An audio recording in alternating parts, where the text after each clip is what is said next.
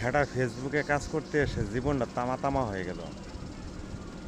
যখন স্কুলে পড়তে যেতাম ছোটোবেলা, তখন মাস্টাররা ধরিয়ে দিত এক গাদা বই, খাতা, কলম, কর্মসূচি। এবং ফেসবুকে কাজ করতে এসে দেখি এখানেও সমস্যা।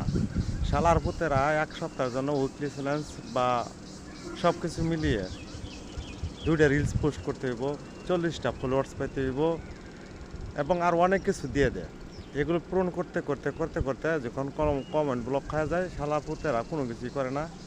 এবং ফেসবুক একটা হারামি। এবং যারা এই প্ল্যাটফর্মে কাজ করে তারা অধিকাংশ লোকই চিটিং বাটপারে ভরা। আপনি যত চিটিং বাটপারি করতে পারবেন তত সফলতা অর্জন করতে পারবেন। সুতরাং এটা চিটিং বাজির ফেসবুকে চিটিং বাটপারি করতে পারবেন ততই সফলতা অর্জন করতে পারবেন। কারণ হুকার ভিতরে হুকা মারতে পারবেন তাহলে সফলতা করতে পারবেন।